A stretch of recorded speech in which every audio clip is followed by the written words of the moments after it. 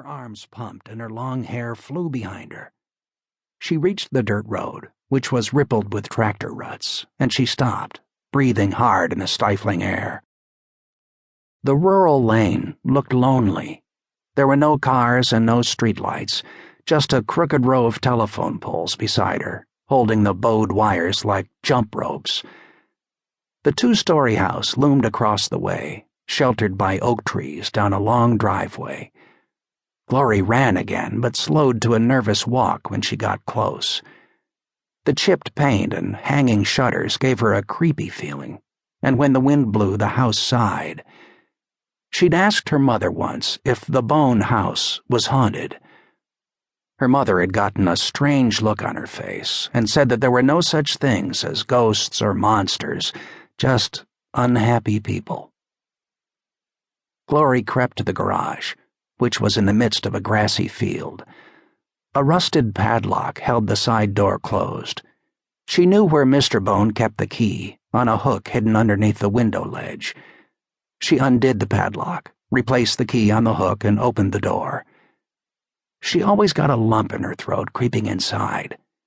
She reached for a heavy flashlight on the shelves next to the door, and when she turned it on and rattled the batteries, it struggled to make a tiny orange glow across the floor. She could see mouse droppings littered at her feet. Parked in front of her was a pickup truck with a dirty tarpaulin stretched over its bed. At the rear of the garage was a wooden ladder leading to the loft. "It's me," she called softly. "I'm here." Glory tiptoed to the ladder. The rotten steps sagged as she climbed, and splinters poked her fingers.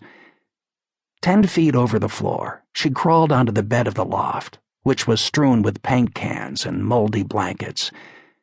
She saw nails jutting down through the roof shingles and a huge papery growth under the eave that was really a hornet's nest.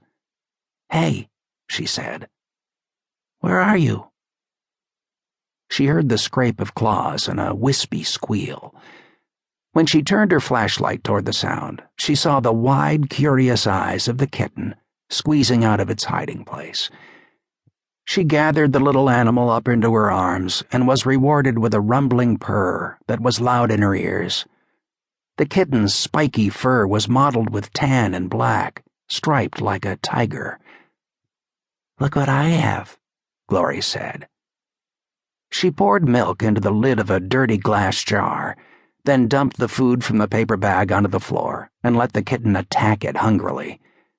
She stroked its back as it ate noisily, and then picked it up with one hand and deposited it near the milk, where it drank until its mouth was damp and white. When it was done, the kitten climbed up her bare legs with wobbly steps, and she put it back down on the floor of the loft. As Glory watched happily, it hopped in and out of the flashlight glow, slapping at a black beetle with its tiny front paws. Glory was so caught up in the antics of the kitten, so much in love with it, that she didn't realize immediately that she wasn't alone anymore. Then her heart galloped in her chest. She heard footsteps treading on the gravel outside the garage. Glory sucked in her breath, covered the light, and shrank back from the edge of the loft. "Don't come inside, don't come inside, don't come inside," she prayed in her head.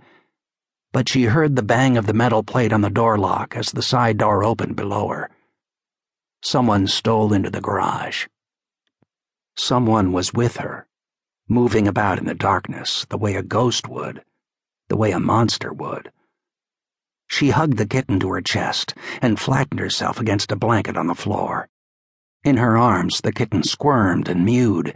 She tried to bury the sound by keeping its little body against her chest, but whoever was below her heard something in the rafters and stopped. There was a moment of horrible quiet, and then a flashlight beam speared through the dark space.